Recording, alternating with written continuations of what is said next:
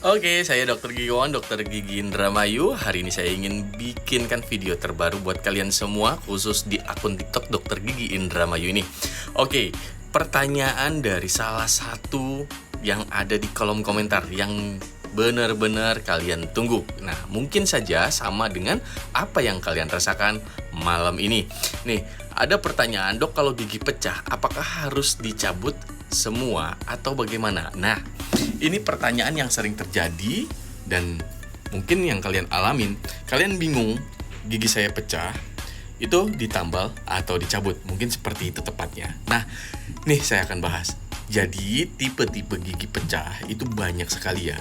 Akan sulit untuk dokter gigi kalau misalkan menjawab pertanyaan, namun pertanyaan itu hanya di WhatsApp. Kenapa? Karena dokter gigi harus meneliti, harus memeriksa, dan harus menganalisa gigi pecahnya bagian mana, depan atau belakang.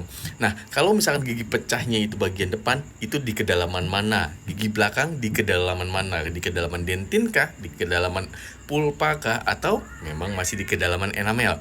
Nah, caranya untuk mengetahui kedalaman manapun, nih kalian pastikan coba rasakan gigi pecah tersebut, linu atau tidak.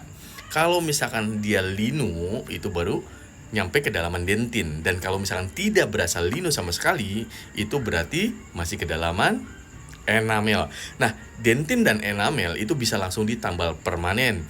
Oke, ada tipe pecahan yang sampai harus perawatan saluran akar dulu dan memang harus nantinya dipertahankan. Atau justru gigi pecahannya itu memang sudah retak kebelah jadi dua.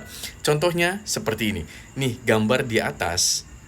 Oke, gambar di atas ini adalah bagian gigi depan yang pecah.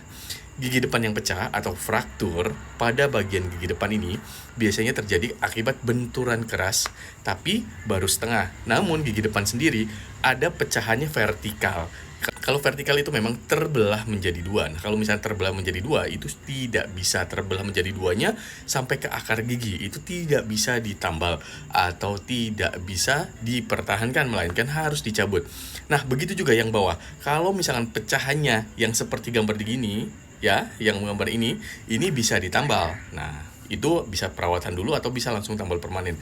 Tapi kalau gigi geraham itu kan yang bawah akarnya dua nih, seperti ini untuk gigi bawah, seperti ini untuk gigi atas. Kalau misalkan patahannya di bagian mahkotanya aja, tidak melibatkan kegoyahan pada akar giginya, caranya dengan kalian goyang-goyang bagian gusinya itu sakit atau tidak, dan itu goyang atau tidak, itu berarti kalau misalkan tidak sakit, itu bisa dipertahankan. Kalau misalkan itu sakit, berarti itu harus dicabut.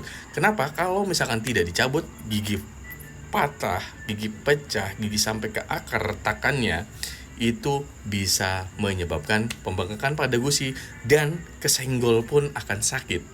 Nah, disitulah perawatan-perawatan yang akan dilakukan oleh dokter gigi. Semoga info ini bermanfaat buat kalian. Selamat malam minggu, jangan lupa follow, beri tanda love, kasih komentar apabila ada pertanyaan yang menurut kalian masih harus ditanyakan di Dokter Gigi Indramayu ini.